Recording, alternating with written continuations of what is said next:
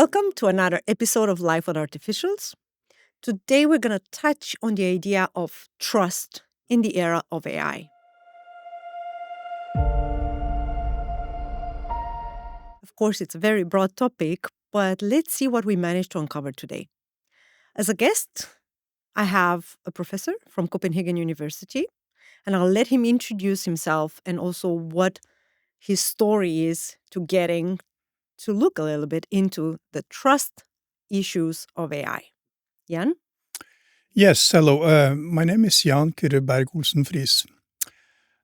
So I work with the philosophy of medical science and technology. So in the last years, I've been researching radiologists and how they go about interpreting images. As you know, those images are really hard to get through, to understand. And so they have to specialize for many years, like 6 years basically, and then many years to comprehend actually the subtlety of all the patterns they need to know, embody, so to speak, in order to be able to, what shall I say, diagnose from the images.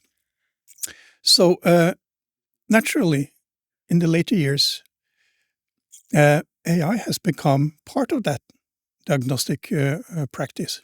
Okay, was it this because it was easy to apply it to a radiology, or was it No, because it's not. it would bring a lot of value? No, it's not. It's not easy. This is really, really difficult because it's only the beginning.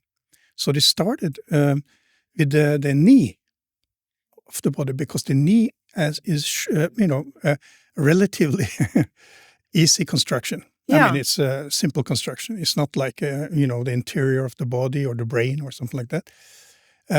It's bone, and it has a joint and so on, so a cartilage and so on. So they can actually use X-rays to see if you have any damage on the cartilage and so on. If, however, the AI is not able to, after the scan, to detect any damage or injury, the patient is automatically sent Discharged. onto CT scan. Oh, which is actually more expensive, right? More expensive, but there you cannot use AI, for instance. It has to be interpreted by a radiologist, and it takes time. But, I mean, it saves, discomfort. It saves time and money, the procedure itself. And why do you implement AI in radiology? The problem is that they're becoming fewer and fewer radiologists, and the workload is becoming bigger and bigger. I mean, so the more work, the more prone to mistakes. Absolutely. Or actually, it takes longer for the patient, and in radiology, you have to have an answer quite fast. Yeah, and there is another aspect to the whole thing with AI. One thing is that it has an economic side to it, and it has also to ease the workload. I mean, everything goes faster and becomes more reliable and so on. But this reliability has to do with also to do with the nature of human perception and interpretation, because we are prone to do miscalculations or misinterpretations. Yeah. And on a world basis per year, we have like 44 million misinterpretations in radiology. 44 million misinterpretations. Yeah. I thought you were going to tell me like 44 million scans, and I'm like, okay, maybe that is enough data for AI or not. Yeah, no, but it is an issue, because I mean, only 4% of all mistakes are due to some kind of misinterpretation or misunderstanding by the radiologist. But I mean, when it comes to interpretation itself, perception and interpretation, there is like 13.2 million mistakes annually, and of course some of them also happens in Denmark. Okay. And to what shall I say, mitigate or to get around those mistakes. To reduce, actually. To reduce Because I mean that's the ultimate goal, right? Where you want to get like null, but of course, yeah, impossible yes, because also AI makes mistakes. AI makes mistakes as well. And of course, but another issue is that we change with the technology. Technology has a tendency to change the way we view knowledge and how we approach, what shall I say, reality. Yeah. And AI does that in a different way. So in many cases, what does it mean to rely on a technology that actually, what does it mean to rely on a technology that changes the way we go about to understand things, Yeah. to go about to understand the world? And there's where what shall I say, trust comes in. Yeah. I feel like now that you're talking about technology, and knowledge, the things I've lived through a lot of changes in this because you and I both, but maybe some of the people listening to us not, because maybe some people are born directly into the era of Google, but I was not. So I looked into the authority of knowledge, right, and who I needed to trust to begin with my parents. It was my dad, which of course told me a lot of lies and untruths, but I didn't know at that point. Then I got to have teachers in school, which of course they were the entities, but I felt like they were the entities in their field, right? So you have the geography professor, you have the history professor, they know in their field. Then when we got Google, we had sort of like an expert in every field. We had an expert that knew what the truth is, or actually was not necessarily. I would say that Google didn't give us the truth, in some areas, yes, but in some areas there's just access to the sources that will reveal the truth to us. While AI today, it's actually trying to give us the truth directly, right? So in every area, in all the fields, they know the truth directly. And sometimes now lately they started also putting the source. Now you have the source of where they're taking this. And in this change of who is the entity in knowledge, I feel like I lost trust in all the mediums equally.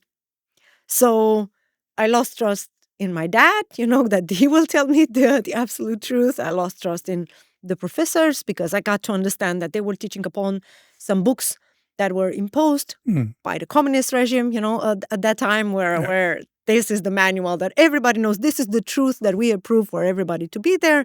Then we got more democratized, right, with Google, where we could go and read the first 2-3 pages. Again, that became a little bit more manipulated by the sponsored content, right?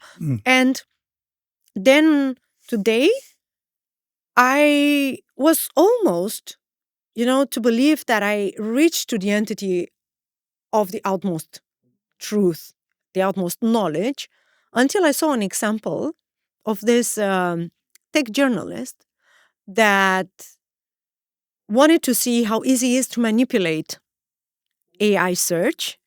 So he tried to write an article about a fake article on his own blog on a topic that is not existing and not of relevance, making up both the categories. So he started writing about a competition for the fastest hot dog eating tech journalist.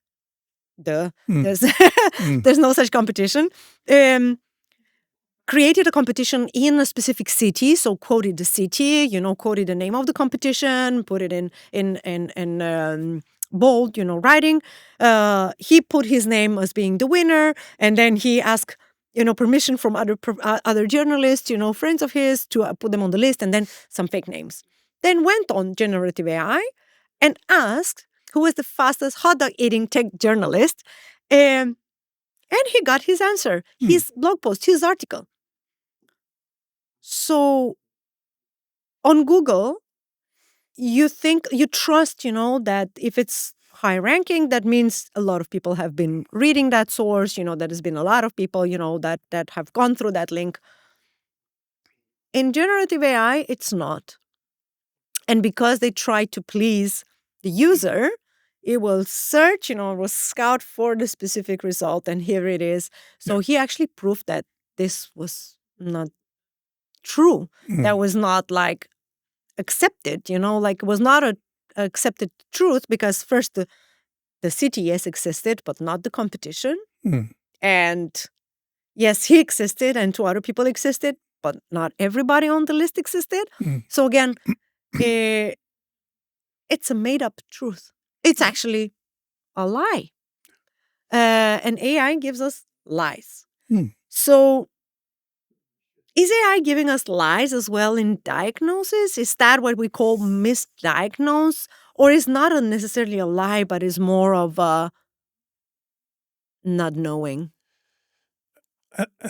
Well, I think that is a little bit different because, it's not like a chatbot or this is Yes. Yeah.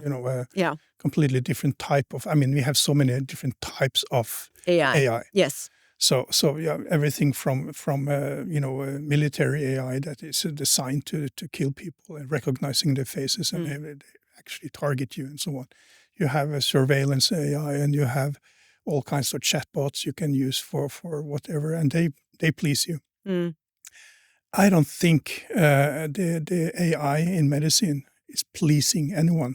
It doesn't have any intention, it doesn't have any moral consciousness or any, it is simply programmed to scan and to detect a certain specific, injury or pattern. And it does so based on, a prior training. They train it on thousands of people, right, cases, and so it's a statistical summary, or shall I say, a takeout of the most probable, injury, or so it comes up with like pointing with arrows and so on the injury itself, and so, but it doesn't stop there. You cannot be satisfied with it. You cannot trust it as such. You need to have a person. Okay, so over it. Because of the issue of trust, we have to have the people that are like... Yeah, indeed people. And we cannot rely, yes, we do rely on technologies. To a certain extent, because, trust is also experience. True, yeah. We can, and why do we have this kind of trust has to do very much with the, like you mentioned, when you grew up. That's very interesting, because not trusting your society, the systems, the government, the indoctrination you feel you are subject to in school and so on. You don't trust, anything that comes out of a society like that, right? You mistrust. Yeah. But it has very much to do with, we replace, we bring with us that mistrust into other areas as well, like AI, because it's new. It's a new technology that we automatically, are skeptical about. That's the thing with all kinds of technologies when they first come. Yeah. And so this is a natural, shall I say, protection we have, and learning learning the technology. The use of it, seeing what it can do, what it produces, and it does so consistently over a long time.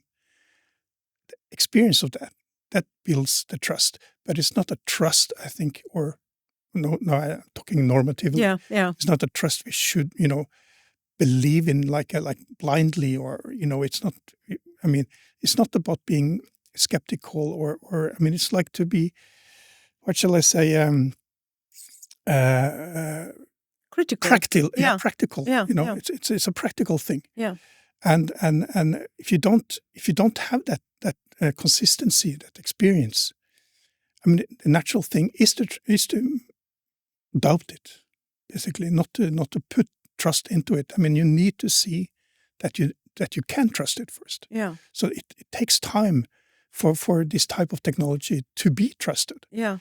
And of course, but there are so many other versions of this technology, like surveillance and so on. Yeah. That has the same name, AI. Yes. That gives us, like a huge skepticism. But that is very trusted by the people using it.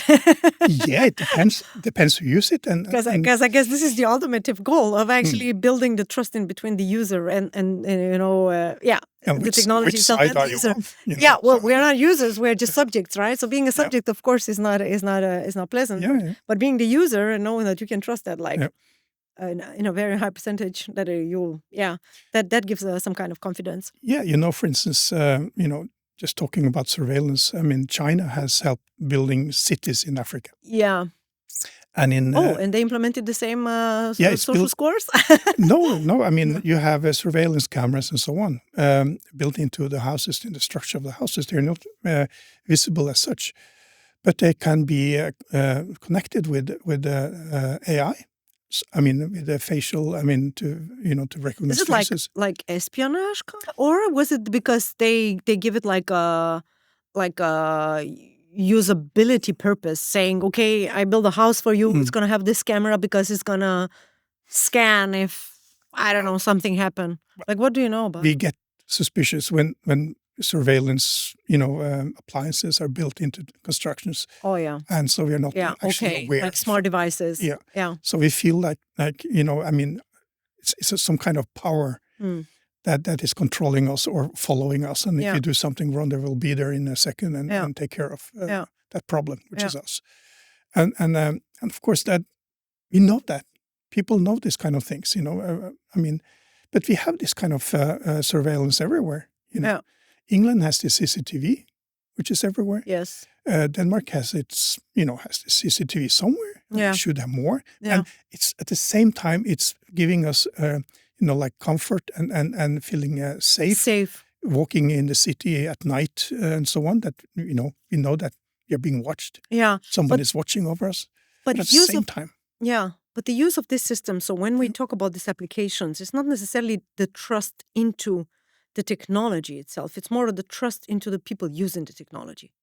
So, yes. So that, I think it's a different facet of, like, when we talk about trust. Yes. And I wanted to get to ask you about, what did you observe in this experiment or in this project that you have with the radiologist? What was the evolution of the trust of the doctors, the evolution of the trust that doctors had in the system? How did that evolve? Did it evolve more towards on a trusting side or more towards on a not trusting side? How is this from a Yeah, that's interesting. Because this is like they had to fight. I mean, can I mention the name? Yeah. Yeah. I mean, if it's anything that needs to be secret, you can also come it's back to not, me. And it's not secret. It's just that this Professor Olsen, who started this with a knee, and he started a center, and he started. I mean, so he has established a group. Yes. Around him, and he got funding, and he has PhD students and so on, and there have been other people now responsible of the center and so on, but he is, shall I say, the main pioneer, character, pioneer here, and so but he had to fight on several fronts, so to speak. I mean, first he also had to convince the hospitals, the hospital work, to start trusting him to implement this kind of and so in order to make them see the advantage, they needed to see the economical side of it. Yeah. Okay. So that is very convincing for a hospital. Oh yeah, we can save a lot of money here. But of course, there's more to it. Like I just mentioned before, yes, I mean, being around patients, we need to be interpretive. Humans are interpretive beings. Yeah. We don't know anything for sure. We assume things. We hypothesize about things. Yeah. And then we try out things and see if it works. And then if it doesn't work, we try something else and so on. So that is natural. But in radiology, of course, I mean, well, you have all this experience behind you, all this training, education. And you know your tasks, but they're slow. They're slow in comparison to AI. Yeah. I mean, AI can do, I don't know, works, 100 times faster. and more precise. Yeah. Yes. You know, Yes. detect For sure. detect things that For sure. For the sure. human eye They don't cannot get see. tired. They don't. They are not stressed. They Yeah. are not like affected by, I don't know, That thi- anything that affects a human, being hungry, being sleepy, being Exactly. nervous, anxious, in love, not in love, Yeah. And just being a little bit ill, for instance, isn't enough to be off. Yeah. And so it takes very little. So to implement this AI took time because, I mean, first you have to convince the hospital, Yes. show them the economical benefits from Yes.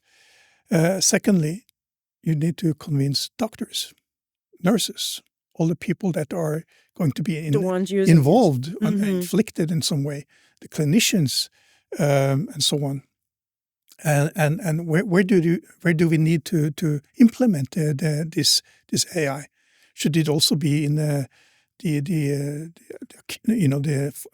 where the patients come in when they have made an injury, for instance, or should it be on the next level where you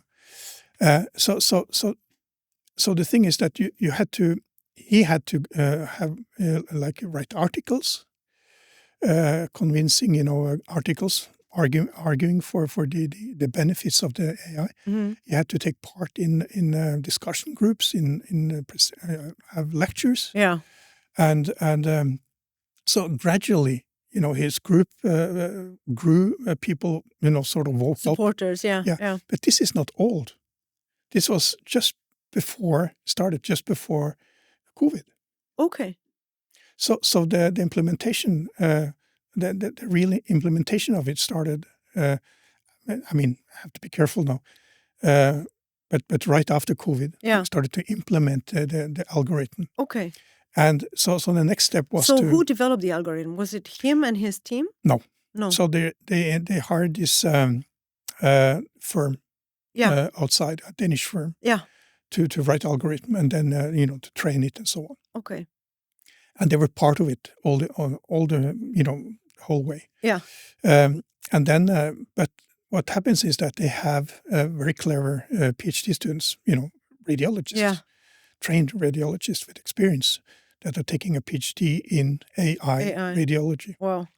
So they are also becoming, what shall I say, literate in AI programming. Algorithm. Yeah. They can go in and fix things. Yes. In the algorithm. Yeah, exactly. Because now you brought me and like you uncovered for me this kind of ladder of how you build trust with the technology, right? And with the AI. Because first of all, we have to trust who's developing it.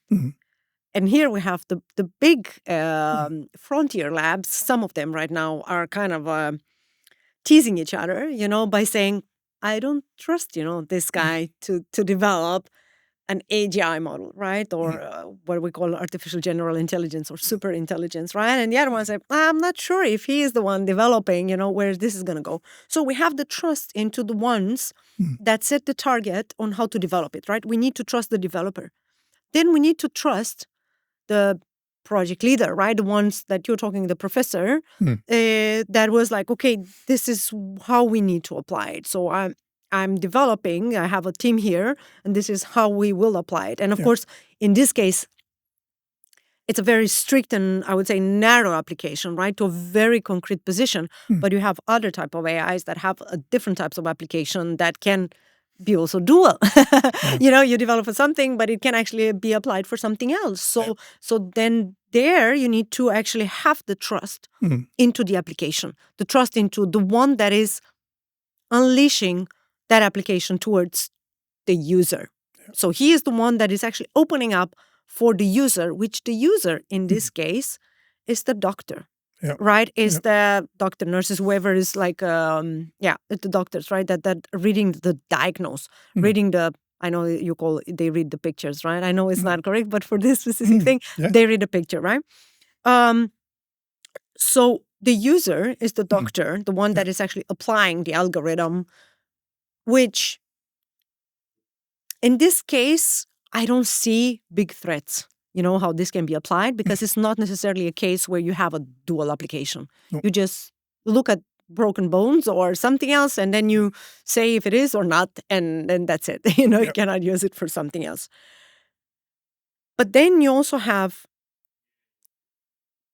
probably, and this is the next level where we're getting, the trust of the person, the patient that gets a diagnosis, where the philosophy of trust gets bigger because, and maybe this is where we have to look, is there a change or not? Is there that people tend to trust more the machines, if we can call them the machines, or do they trust more the humans? Yeah. Are they completely trusty, on the machines, or are they completely trusting a human just because they might be more old-fashioned, and that's how they're used to? Please elaborate a little bit on how the project evolved and how did you get to the application, and do they say to the user, "Hey, Mia, AI says you have this, but Jan, our doctor, says there's a little bit not like this," and we think. Tell me more. Elaborate more. Yeah, on that. I think to a large extent, the patient, doesn't know, Doesn't care. doesn't know, Okay. doesn't Yeah, know okay. about that it's being scanned or Okay. surveyed by an artificial intelligence. No.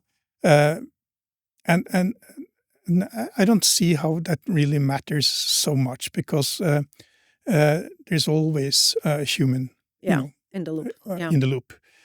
And so I think it's more with the person in the loop to do with the trust here. Okay. And in which ways? Yeah. Is that evolution that I was asking about?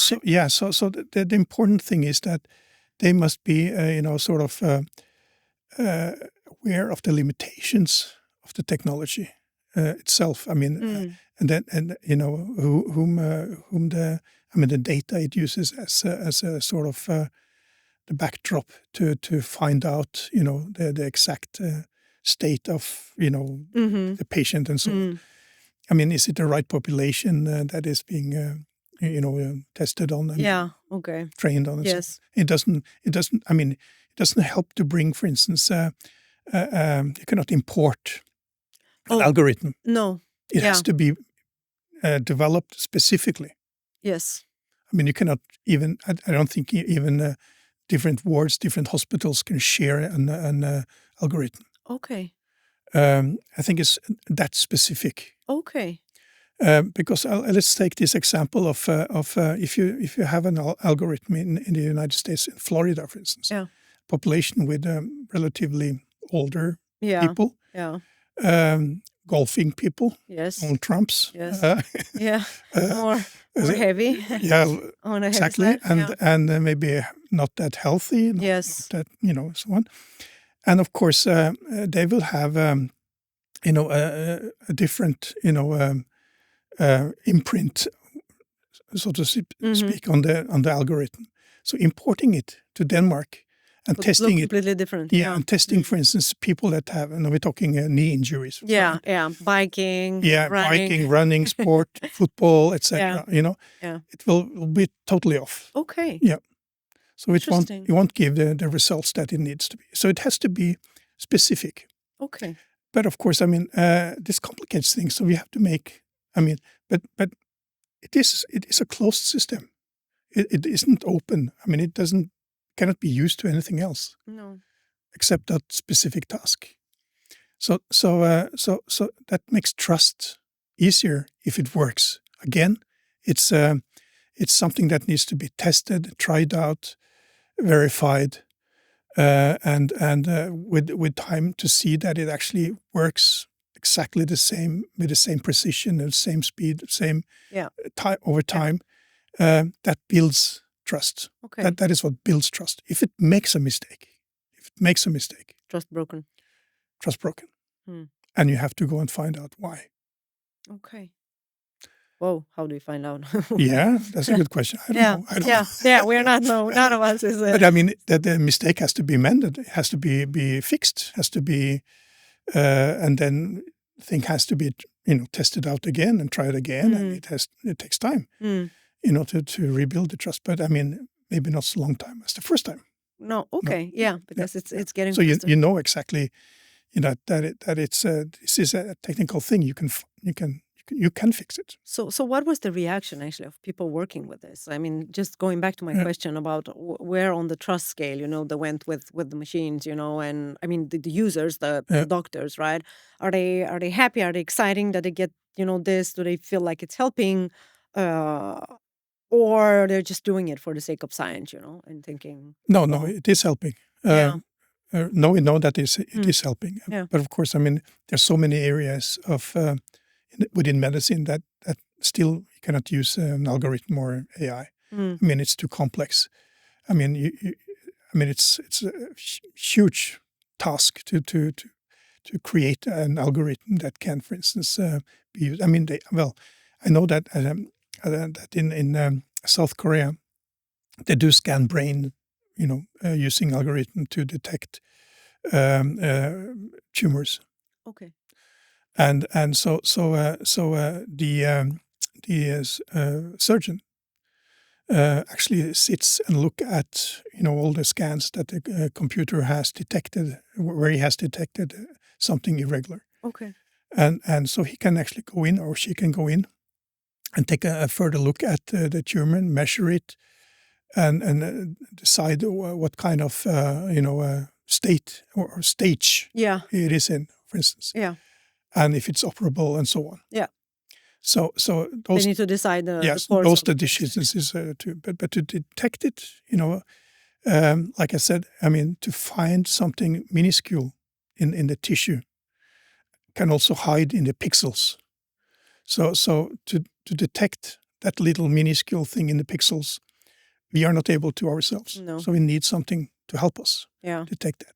It goes for mammography as well. Yeah. I read somewhere that they can detect something in the breasts 2 years before it's actually visible for the human eye. Oh wow. Yeah, that's I don't know. Yeah, that's a huge improvement. I think I've seen that as well. I was following, and there's so if that is consistent and it's real, I mean, that is also trust building in a sense, in the sense that we are onto some kind of technology that will be helpful, medically speaking. Yeah. I'm not talking about other types of technology. Yeah. AI in other areas. I mean, and this is also where I wanted to get and be like, do you think we're gonna forgive machine mistakes easier than we forgive human mistakes? No. No, we cannot, because I mean it needs something else. We cannot forgive. It's not enough. No. We need to go and find the flaw. I mean, where did it go wrong? Why did it go wrong? I mean, it's always someone making creating the algorithm. And so we have to go through the whole thing in order to try to detect. Problem is that it's not always easy. I mean, you have this black box problem in AI, and so just to I mean, for me, I don't know how it works. I mean, I don't know. I don't think anybody knows. I mean, you know what you put into it. You know what comes out. What happens in between? Sort of, that's the black box, right? Yeah. And so what goes wrong happens in the black box. Yeah. So I mean, good luck finding out what actually goes wrong. So trust also has to do with exactly that black box thing. Well, we transparency. Know, yes, we know AI is good at like trying to fix their own mistakes, right? Once you say it, and self-improvement, it I think works way better in AI than in humans. For many aspects. However, like when you think about the trust, and the philosophy of trust in medicine, which is not as debatable. Because we can clearly see the benefits of doing it faster, cheaper, using less resources, helping patients better. That is clear. That one of the major applications, of AI in helping humanity, it is in the health sector. So I think we will build trust there. Again, following the steps of, do we trust the developer? Do we trust the application? Do we trust the deployment, who is deploying it and how they're using it? But in other aspects of AI, trust is harder to build. So Depends on the society. yeah, exactly. If you don't trust your government, you don't trust the systems, and they are applying artificial intelligence, right? Yeah, because So, this is where I wanted to bring it. Of yeah. course, if you think about the government taking the model built by a private company, Yeah. that there's a chain of trust, right? Where maybe you don't trust one, but you trust the other. You don't trust the ones that develop it, but you trust the ones that are applying it, right? Yeah. Deploying it, because that's where you built trust with until now, or the other way around, that you trust the company, but you don't trust the one deploying it. And here we actually have a concrete example into what happened with Anthropic, the Claude model, and Pentagon, where the discussion is, do you trust the company, but you don't trust the government to use it? Or would you rather trust the company, but not trust the government, or the other way around? Would you rather trust the government, but not trust the company? Because here we have actually an example that puts this in a different balance than what we used to hear.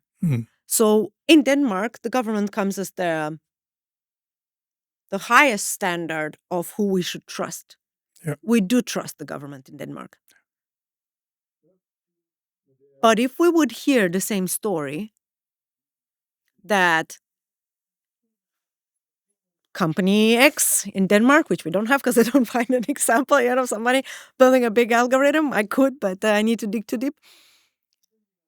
Is building this AI algorithm, and the government wants to use it in order to ensure that we, the population, whatever, or, surveillance, or that we are on track, or that they want to use it for, targeting and killing other people.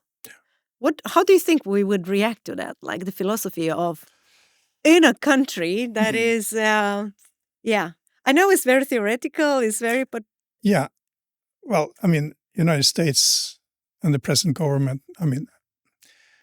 the politics are a difficult thing here. Yeah. Because, you can actually use AI to manipulate. Yes. And you do that in politics big time. Yes. And you see that, presently in the United States. Yes. Thank God we stopped the deep fakes and using people's faces. So we have a regulation in Denmark that doesn't allow people to use my face and my voice to create artificial avatars. Yeah. But unfortunately for the AI, is when you don't trust the government and you don't trust, the people deciding on your life and well-being in your society, you don't trust the AI they're implementing or using either. No. Because it's going to be used for, or you think it's going to be used for some kind of manipulation purposes. Yeah.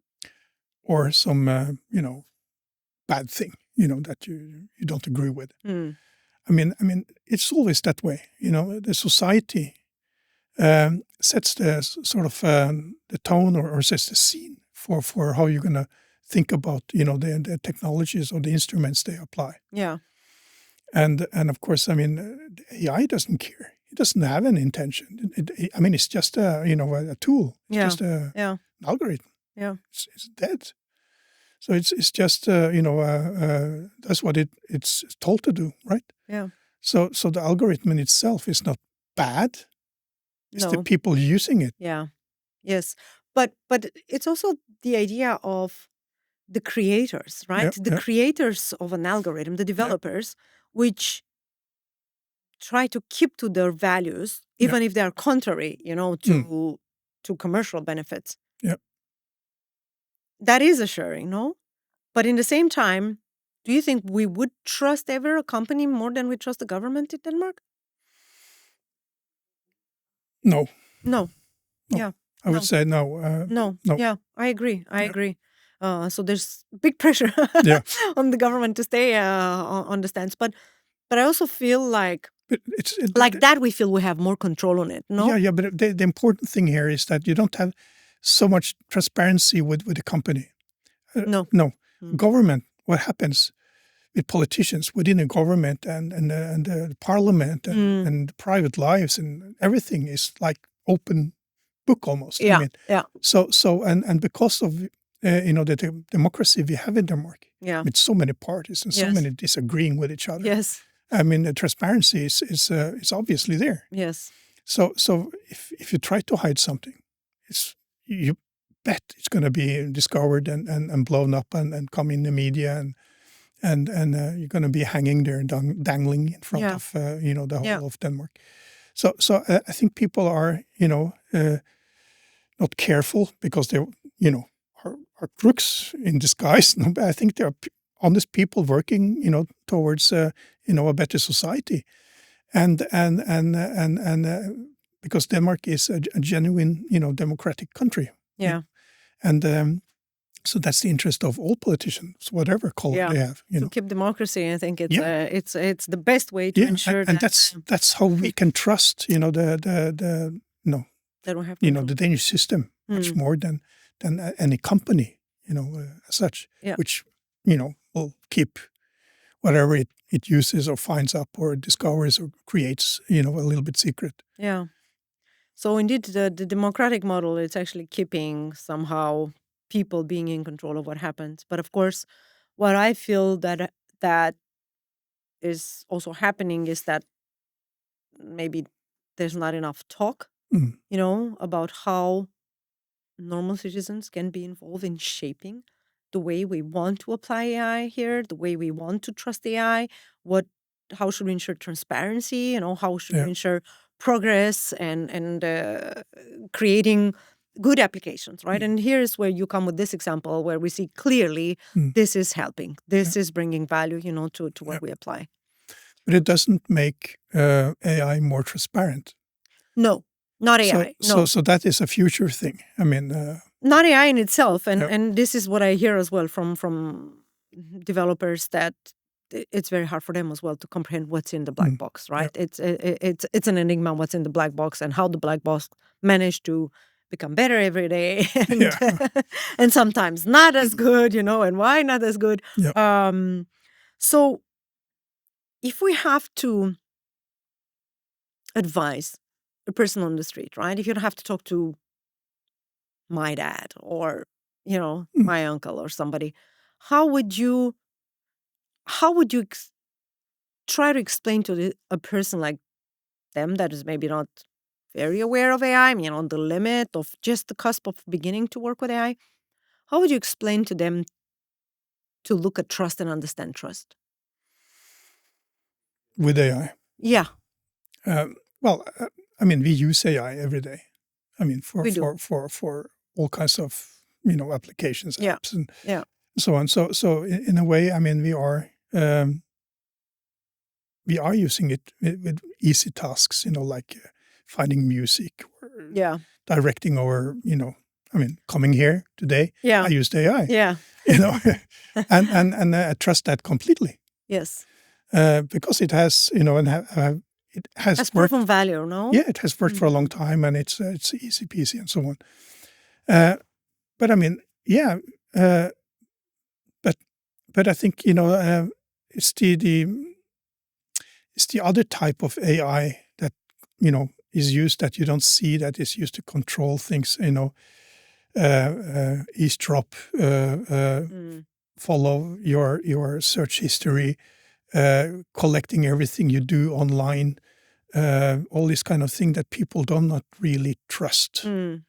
Some sinister about these collections going on, collecting people's histories, Google, whatever, and so on.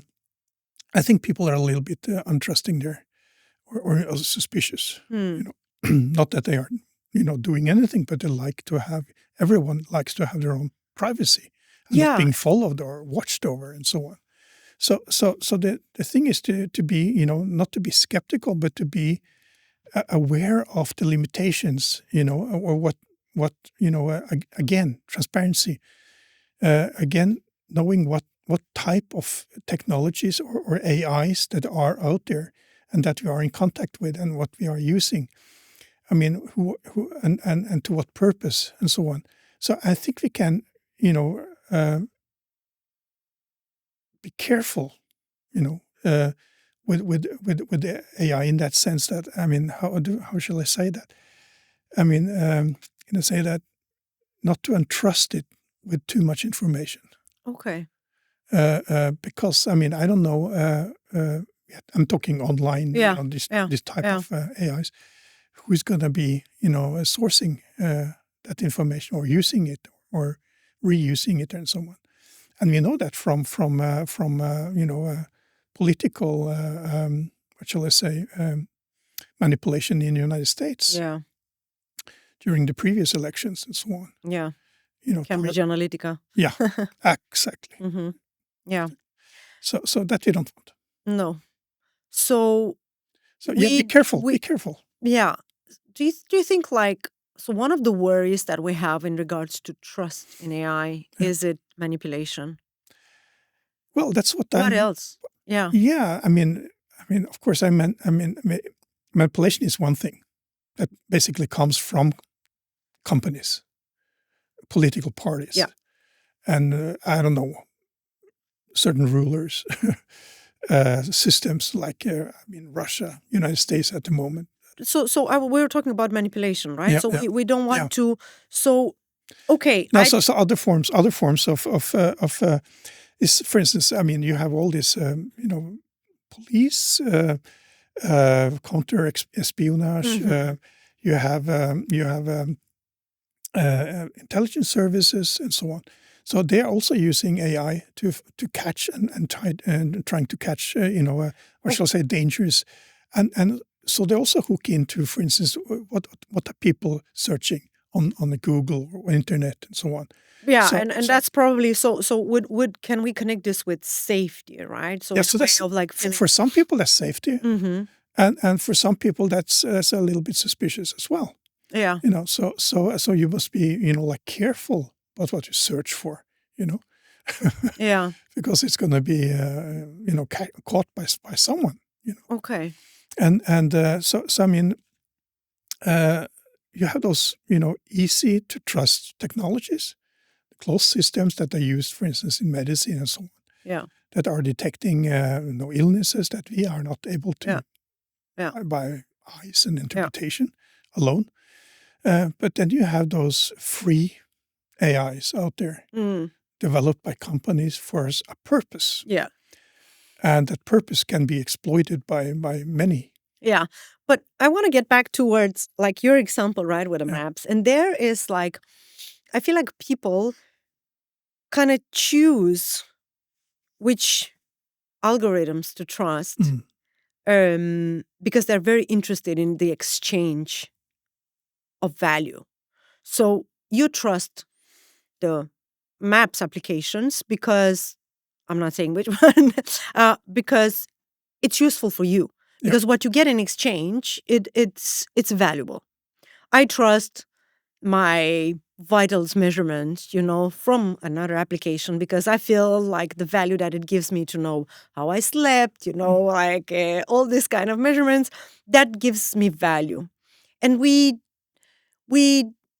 I cannot say I don't appreciate the maps as well because I do, but I feel like there is, there's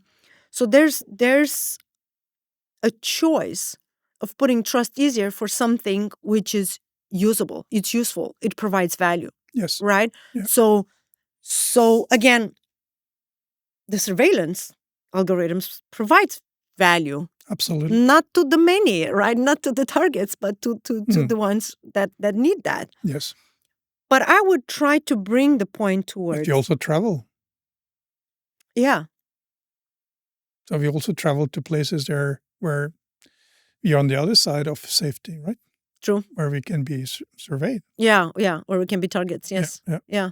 Yeah, but that's the thing. I mean, we are targets, so we don't see the benefit of actually using a surveillance software. Well, unless you're the victim, then if you're on the victim side, then you're happy. There was something, to catch up and Absolutely. bring down the damage, right? Yeah. So one way to choose which applications to trust is the usability. The fact that I recognize the value you give me. Yeah. I'll give you my data. Yeah. It's okay if you know where I'm going because I need you to tell me where to go. Mm. But I don't want, the police to know, where I went. Yeah. What other parameters or what other circumstances do you think it creates enough trust to get an application? I have two that I want to ask you if it's correct. Legislation. Yeah. How about that? Is that creating and saying, okay, now you need to give your health data because we have a European digital wallet where you have to have your health data. So everywhere you travel in Europe, then any doctor or you can get your results, and put it out anywhere. Well, you are actually receiving, we are receiving, I don't know, weekly, monthly, whatever, questionnaire about whatever, work-life balance, Yeah. economy, personal economy, basically. And so I assume there's not a person sitting and going through all these papers, that's coming in. That would be funny. Okay, Yeah. so I forgot. Let's compare. So I think it's actually scanned, and so it's actually an algorithm sitting on the algorithm other side. taken care of. So I don't know. Who creates the algorithm? To what purpose? But if it's legislation telling you this, right? Didn't we have a Corona app? I think we had a Corona app, wasn't it? Yes. Yes, we had a Corona app, right? And we had to take the Corona app and we had to tell the stuff to put it in because that was good. That's what legislation said, right? Okay, so that we did because there was an entity. I don't want to say recommending it because recommendation was my next thought. Was an entity. Demanding is maybe too hard, but maybe on the demanding side, right? Demanding. How about if I recommend to you, and okay, we don't know each other very well, but let's say somebody in your very close circle, comes in and says, I recommend this application to you. I don't know. Right now, I will take a generative AI model. It's not the case that I had in mind, but it's just the easiest, that comes in. I recommend you use this one because Dad or whatever, I use this and it's great and it does this for you. Do we accept that? Do we trust that? Is it because it comes from a trusted circle? Well, I think quite a few people will sort of ask them, but why should I use it? What will I gain from it? Yeah. No, but yeah. Oh, it can write your emails. yeah, but Fast. But of course, that's how ChatGPT started. Yes, I know, but it started by people using it, and you see them use it, and then you try it out a little bit. Yeah, but that's also the value, right? Because once you do it, but what I want to get into is, do we transaction trust because we have a reference? Yes. From somebody. Yes, we do. Close, we do. Yeah, that's the answer. We do that. Yes. And I like to bring, you had this film on a with the dog. Yes, let's go to the dog. Just excellent. Right. I loved it. Okay, for the people listening into this one, we'll attach a link with the dog video. You'll see it. Connected here, so you know what we're talking about. Yeah. Yeah. So the thing is, first you're walking around town with this dog. Yes. This robot. Yes. Is a bit clumsy, falls over, and people are watching. Yes. It's weird. Yes, you can see the metal. You can see yeah. It's a very weird doesn't thing. have a head, such, no ears, no tail. Yeah. Still, it's not threatening. It's not, No. But it's just like a funny, weird thing. Yeah. But as soon as you dress it with a Santa Claus, jacket or yes, it becomes something familiar. Yes, it becomes something. I had the same experience. I felt the same thing. Yeah, right. And then it becomes cute. Yes, and the reaction of people around the street. Yeah, and that's. I think you are onto something there. That when we are recommended something from someone we trust. We transfer the trust to the thing we are recommended Yes. in a way, at least until it says something else. Yes. Um, But familiarity as well creates yes, trust. yes, Like that's the point you're saying. yeah, That something that is doesn't look threatening, that is familiar, looks kind of like a dog, yeah, and yeah. behaves like a dog because it has the same walk, and there's also Christmassy vibes on it. Yeah. Great, cute, But not dangerous at all, but just a little bit, and collecting data all over. yeah, if we forget that our interpretive being is also fueled by emotions. I mean, the way we act and react is part of them. Emotions are part of that the interpretations. What we feel about the thing. Yes. That tells us something about the world we engage. Yeah, and I think this is also the point with robotics actually and Yes. humanoids, or like the robots that look alike our dogs and ourselves, because they look more familiar, right? So Yeah. they're using actually this feeling of making it familiar, because we don't have the same feelings for a car, No. which is us robotic, Yeah. as a humanoid. I mean, Yeah. use metals, you have an algorithm, it has an engine, the battery, Yeah. it moves. We don't feel for the car as much as I felt when a colleague pushed the robot dog, and fell down. And I felt like, oh my God. And then I was like, oh, wait, it doesn't feel pain, No. But I felt empathy. And actually, the funny thing about it is that I showed the video this weekend to my cousin's daughter, which is 7.5 years, Emma. Hopefully she's looking to this. And she saw the video, and then she started asking me, but where is it, the dog? Where is your dog? And I said, well, I put it in a closet. In a closet? And does it sit there? But it's dark in a closet. I was, how do you know it's dark in a closet? I was like, so she didn't have the questions of, is this real or not? Is this like, why it looks like this? Why it behaves like this? She just accepted it as that was a dog. Yeah. And probably it behaves like a normal dog. Yeah. And does it drink water? No, it doesn't drink water, because you saw it poops batteries, so it doesn't. Yeah. So this thing about, we've seen a reality that right now we are in a trust deficit, because we have had the reality, but the young generation starts to get this as their reality. True. So I think this is where trust is fading away, or like it's just built in, because this is the reality. Yeah, it's familiar. The deficit, deficit is disappearing. I mean, they don't mistrust it. I think they have easier to trust. I mean, the young people. Yeah. I mean, because they're born with it. I mean, basically. Yes. They're born with the iPhone in their hand, basically. Yeah. And then they know to use it. I have grandchildren who knows to use, all kinds of technologies, even though they're just, 4 and 7 years old. Yes. I mean, it's crazy. And so they have, what shall I say, literacy, tech literacy, that is, beyond and above everything I have, when it comes to me. And my distrust is larger because of my age and my previous life, a life before now that has been without all these kind of technologies. I had to adapt to a world with all kinds of technologies, and it's an onslaught basically of all kinds of new things coming all the time.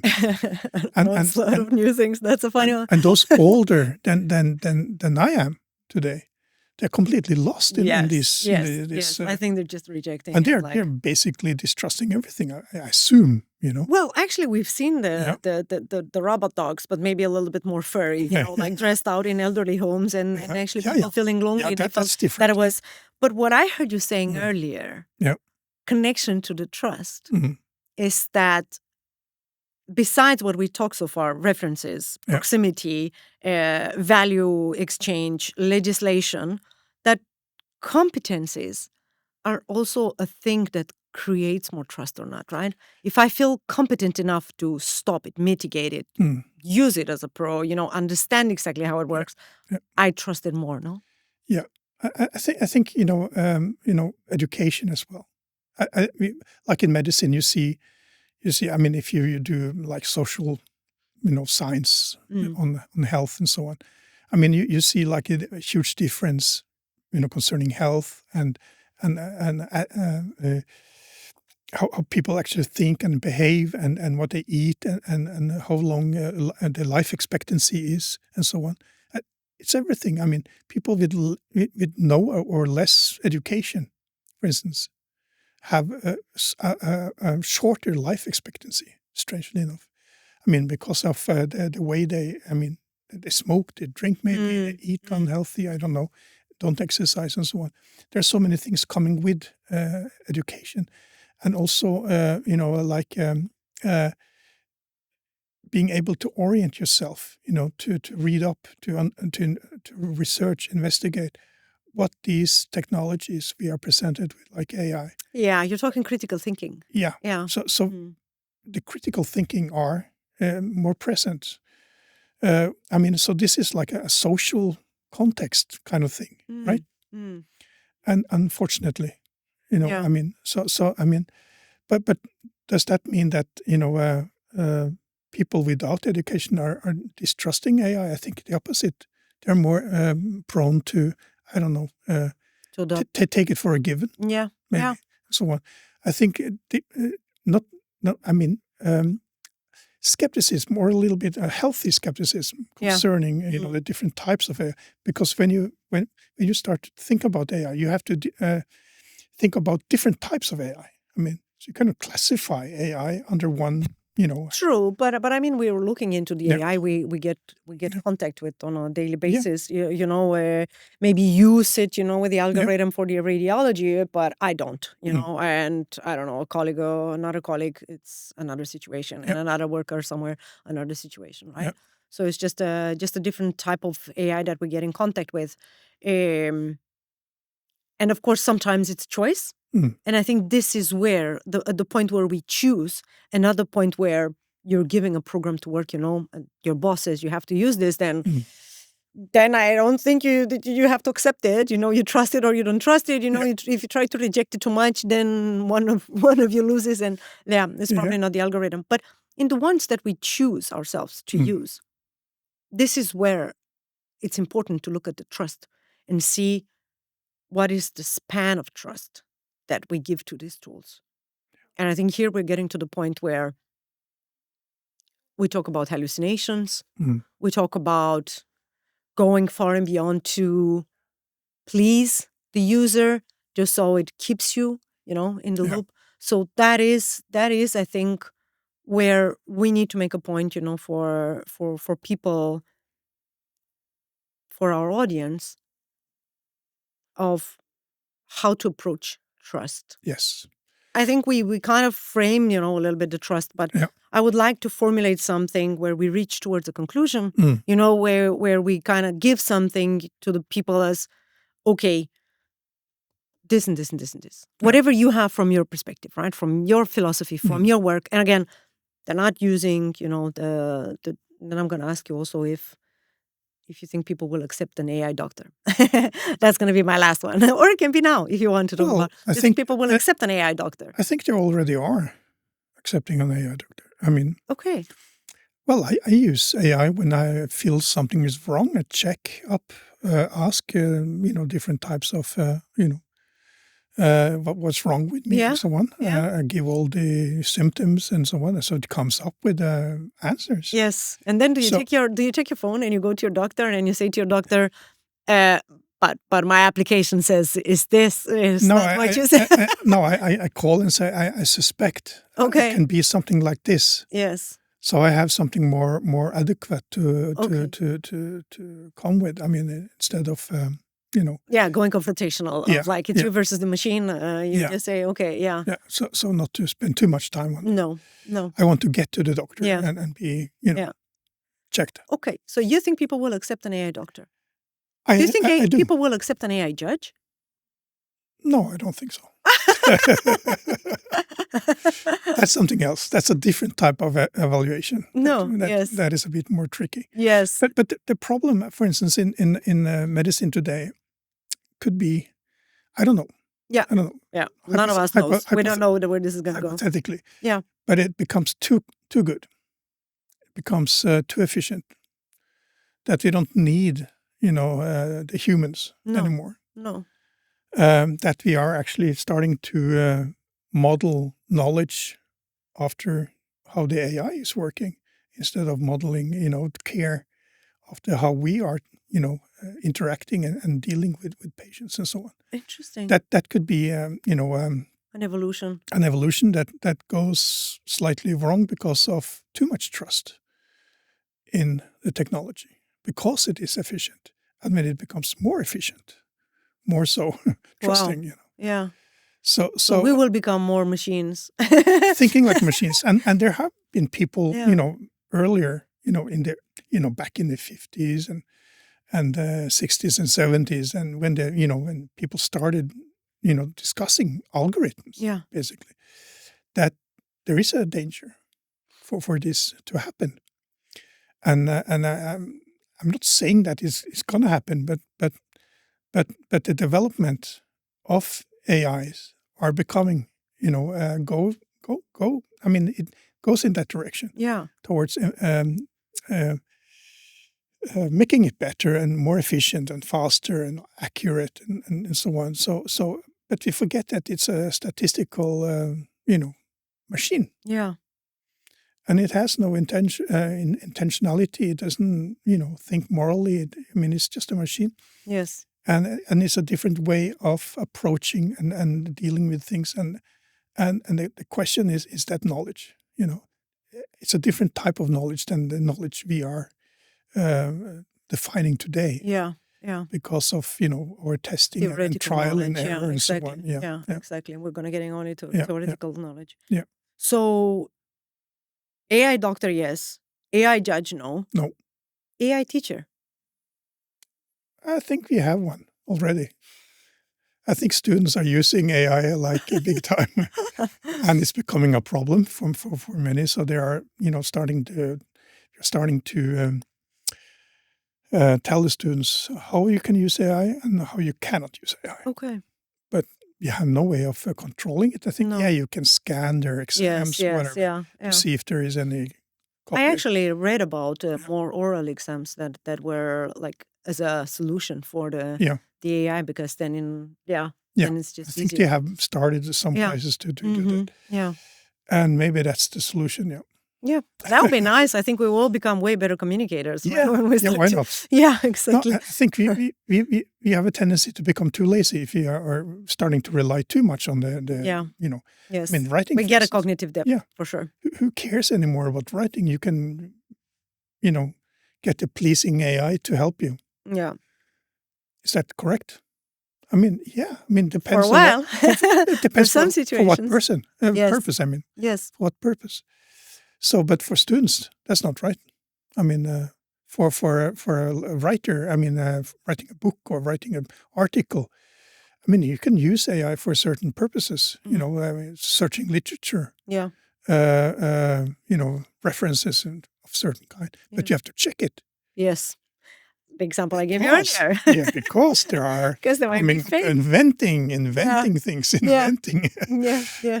sources and so on. Yes. So, exactly. we have cases where people have used it. Jan, thank you so much. I think we got like a good run through and helping people to understand how to look at trust in an era of AI, how to be critical into why they're using something, how they're using something, who developed that, and what is that specific application, what is the benefit of such a specific application. So I really hope that people will be more critical, they'll be more reflective, and they will try out everything they can just to form a better opinion on who they can trust and who not. Thank you so much. Thank you so much for having me.